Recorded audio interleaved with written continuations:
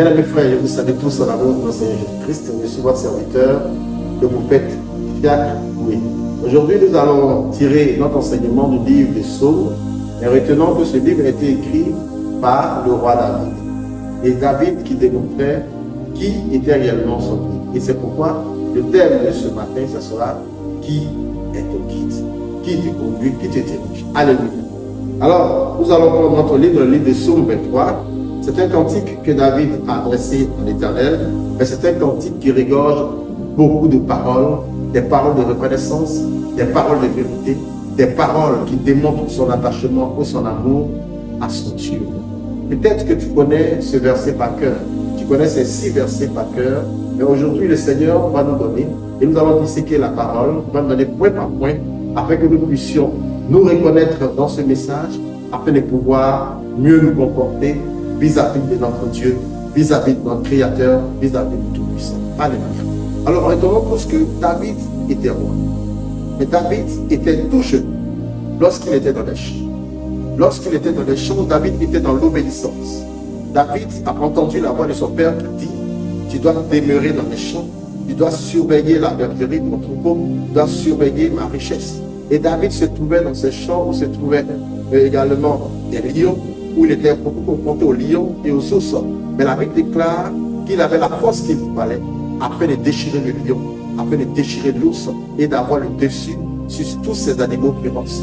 David avait auprès de lui un Dieu, celui qui a créé ces animaux et celui qui lui a donné de pouvoir les dompter, de pouvoir les dominer.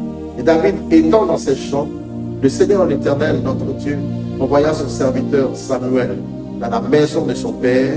Et en cela, Dieu indiquait celui-là même qui était ignoré, celui qui n'était pas sur la liste des prétendants, mais celui qui avait été choisi au départ par l'Éternel notre Seigneur.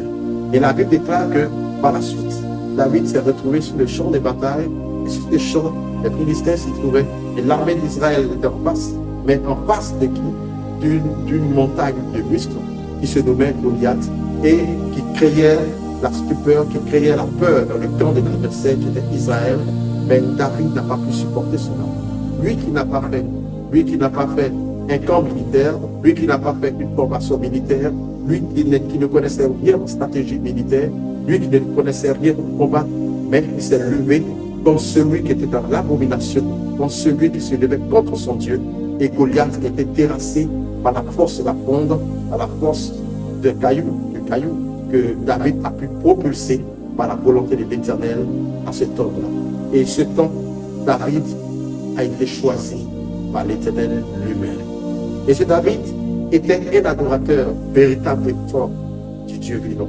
Et la Bible déclare que le Seigneur le qualifiait comme celui qu'il aimait. Et la Bible nous dit que David était celui que Dieu aimait. Tu comprends cela, bien-aimé frère? David était un homme comme toi. David est un homme comme moi. Pour qu'il se fasse aimer, il y a des qualités qu'il a fait ressortir. Il y a la franchise qu'il a fait ressortir. Il y a quelque chose qu'il a fait ressortir. Et le Seigneur l'Éternel a tenu compte de sa disponibilité et de sa franchise vis-à-vis de ses actions, vis-à-vis de sa parole. Que Dieu soit également avec toi au nom de Jésus-Christ. Et nous allons prendre ce livre de Psaume 23 et certainement tu connais cela par cœur.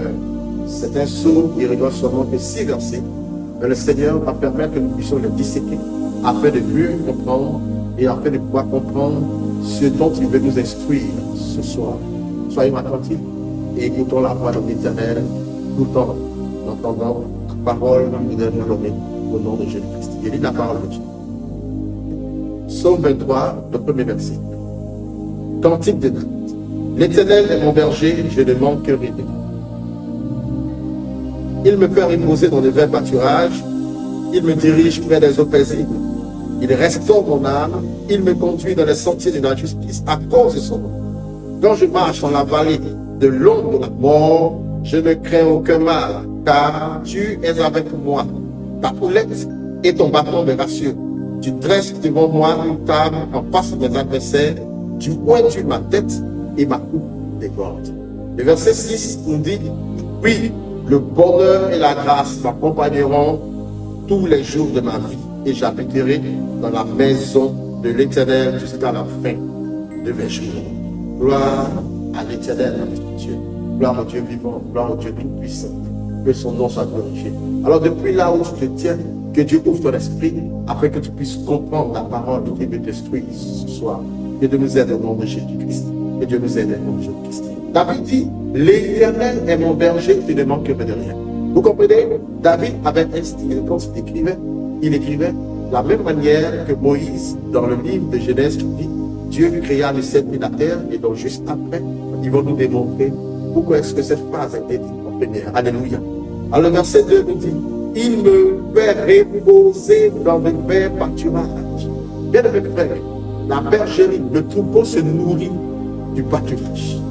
Le troupeau se nourrit des herbes. Et la Bible précise dans de verts pâturages. Vous dites qu'il y a des pâturages qui sont desséchés. Mais le berger, le bon berger, envoie le troupeau afin qu'il puisse mieux monter et recevoir la qualité de ce pâturage qui fera du bien à l'organisme de la famille. Et c'est en cela David dit que l'Éternel est mon berger et me fait reposer dans le vert pâturage. Et dans le vert pâturage, la brebis, elle goûte.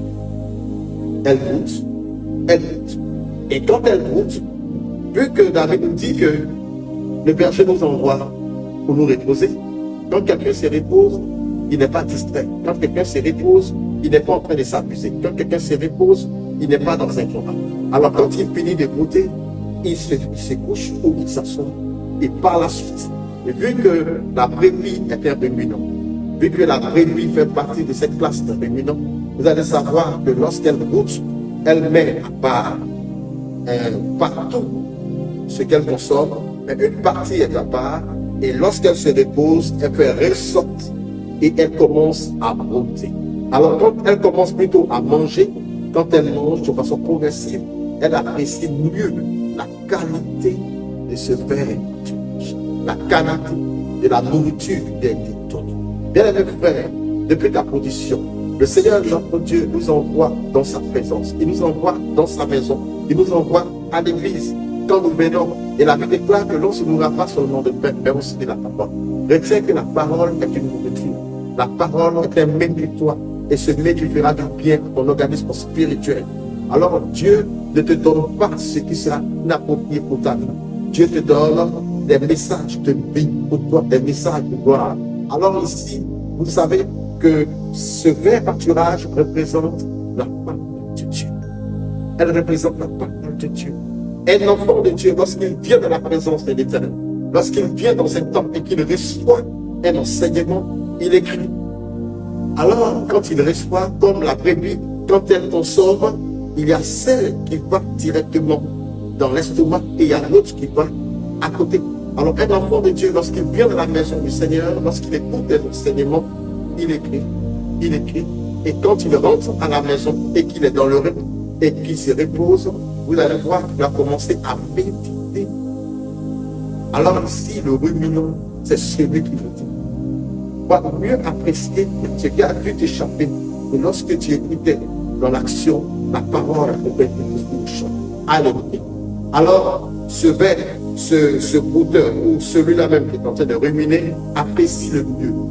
Bien aimé frère, depuis là où tu es, tu vas à l'église, quel que soit l'endroit où tu te trouves, là où tu reçois l'enseignement, écris, prends note et médite là tout de suite. Mais tu verras qu'au travers de cette méditation, Dieu te donnera encore de mieux comprendre. Dieu te donnera encore des explications qui feront du bien à ton organisme spirituel, qui feront du bien à ta croissance spirituelle et qui vont pouvoir éclaircir toutes les autres ombres qui étaient encore dans ton esprit.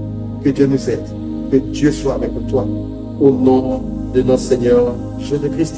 Il dit par la suite, il me dirige près des eaux paisibles, après avoir consommé de cette nourriture. Après s'être retrouvé dans le vert pâturage, il y a l'abreuvoir. Il y a l'endroit où le troupeau va s'abreuver. Mais une précision a été donnée. Il dit,